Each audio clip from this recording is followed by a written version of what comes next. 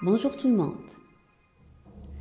On va essayer de commencer un petit résumé de la pièce théâtrale intitulée Antigone. Antigone, c'est une pièce de théâtre écrite par son auteur Johann Nuy. C'est une tragédie moderne. Antigone est une tragédie moderne. Pourquoi on a dit que c'est une tragédie moderne? Parce que Johann Nuy a pris la forme du mythe de Sophocle et il y a mis des personnages et des scènes modernes. Mais il a gardé le fait que c'est une tragédie parce qu'il y aurait l'héroïne qui va mourir à la fin de la pièce. La scène s'ouvre sur une didascalie où il y a une description de la scène. Puis le prologue. Le prologue qui est un personnage essentiel du théâtre grec qui prend la parole. Le prologue, que fait-il? Il présente les personnages. Il présente Antigone, son portrait physique et moral. C'est la petite maigre noiraude qui est assise toute seule, qui ne dit rien. Il présente sa sœur, Ismène, qui est tout à fait son opposée. C'est la blonde, l'heureuse, la joyeuse. Et la belle Ismène. Il présente Aimant, jeune homme, tout le modèle d'un jeune homme fort, beau, joyeux, etc. Aimant, c'est le fiancé d'Antigone, mais il est aussi le fils de Créon, le roi. Le roi Créon, c'est l'oncle d'Antigone. Il nous présente Eurydice, la reine, la femme de Créon, la maman de Aimant. Que fait cette maman? Elle tricote pendant toute la scène.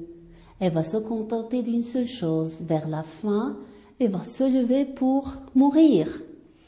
Il nous présente aussi la nourrice qui s'occupe des deux filles, qui est en quelque sorte la mère.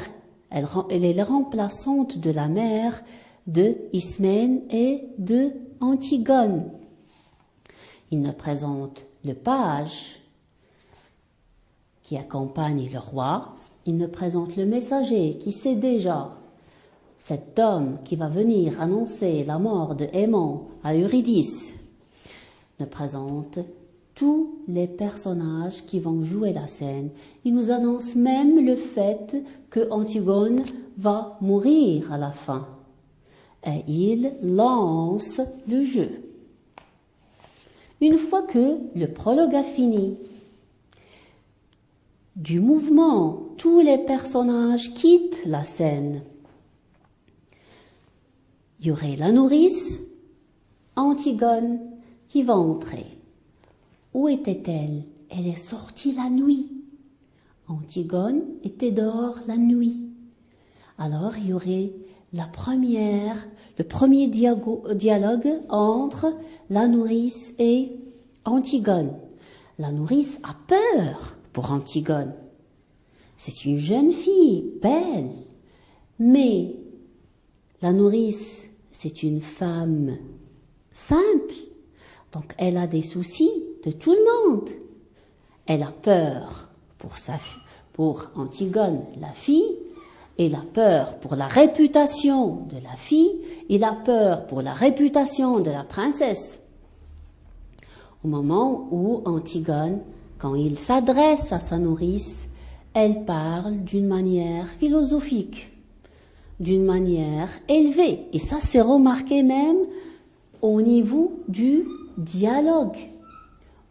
Le niveau de langue d'Antigone, il est soutenu. C'est une princesse qui parle. Par contre, les paroles et le niveau de langue des paroles de la nourrice, c'est le langage familier. Au cours de cette discussion, il y aurait l'arrivée d'Ismène. Ismène, c'est la sœur d'Antigone.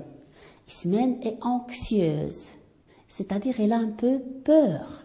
Elle pense, elle réfléchit, elle va discuter avec sa sœur.